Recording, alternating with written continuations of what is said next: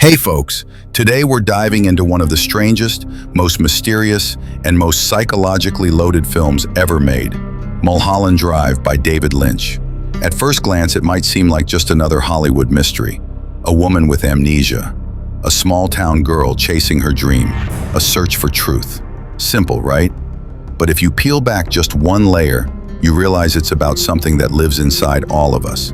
Something we deny, we fight against, but can never escape.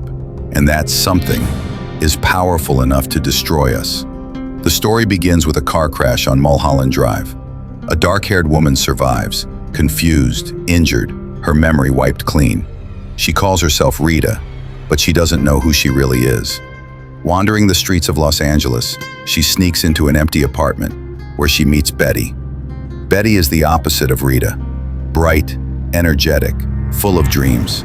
She's just arrived in LA, determined to become a movie star. When she finds Rita, lost and helpless, she decides to help her. Together, they chase clues, uncover secrets, and get closer than anyone expected.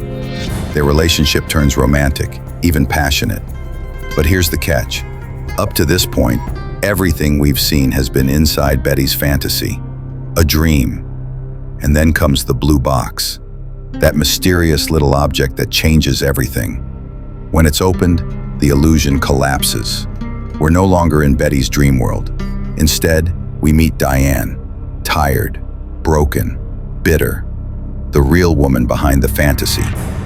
Betty was never real. Rita was never Rita. Rita is actually Camilla, Diane's ex-lover, now a successful actress who left her behind. Suddenly it all makes sense. That thrilling love story, it was only in Diane's head. A mental escape hatch designed to protect her from the brutal truth, failure, jealousy, and lost love. Diane can't accept her reality. She loves Camilla, but also hates her, envies her, resents her success, so her mind creates a new world.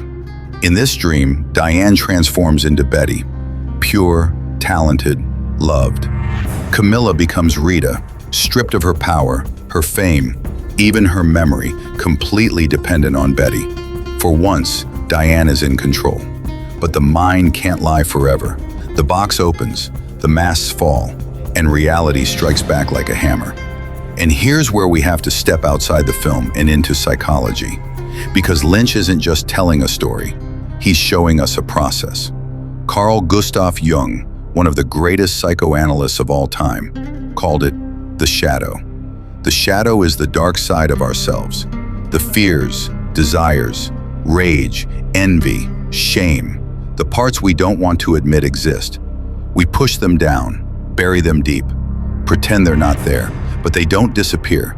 They live in the unconscious, growing stronger, waiting for their chance to break through. Sometimes the shadow shows up in dreams, sometimes in fantasies, sometimes in the face of another person, the very one you envy, or the one who humiliates you. Jung said it best, what you deny becomes your master.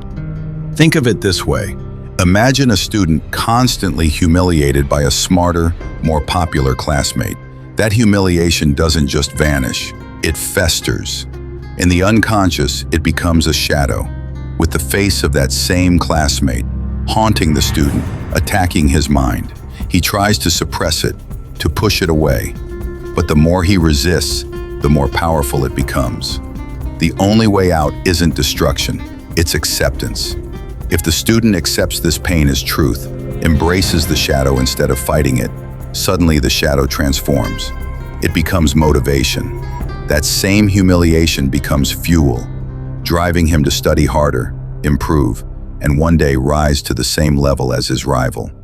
That's the paradox of the shadow. If you embrace it, it empowers you. If you deny it, it devours you. And Diane? She couldn't embrace hers. She loved Camilla, but also despised her. She couldn't bridge the gap between passion and envy, so she ran into fantasy. She made herself Betty, bright, powerful, desired, and remade Camilla into Rita, weak, broken, dependent, a shadow she could control. But this was only a fake shadow, a decoy. The real shadow doesn't accept masks. When the box opens, Rita turns back into Camilla. Successful, independent, untouchable. Betty collapses back into Diane, crushed under the weight of truth. This is what makes Diane's journey tragic. Instead of integrating her shadow, accepting her envy, her failure, her lost love, she declares war on it. She hires a hitman to kill Camilla, but what she's really doing is trying to murder her own shadow. And in doing so, she destroys herself.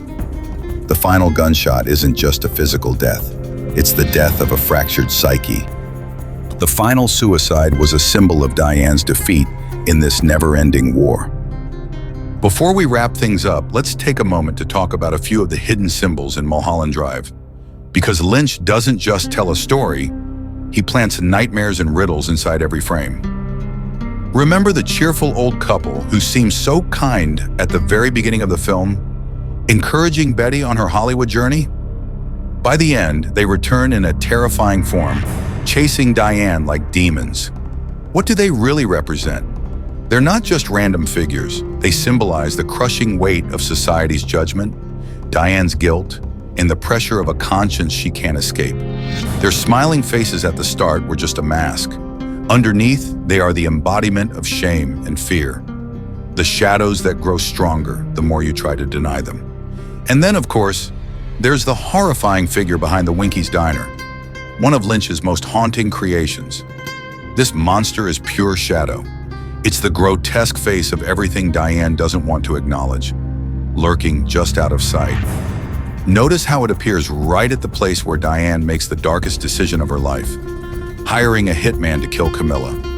The shadow is always there, waiting, watching, growing stronger the more she runs from it. These symbols remind us that in Mulholland Drive, nothing is just what it seems. Every smile can hide a nightmare, and every dream has a shadow. And that's Lynch's message. Don't run, don't deny, don't shove your shadow into the darkness. Look at it, talk to it, hold it. Because if you ignore it, it will consume you. But if you embrace it, it might just save you.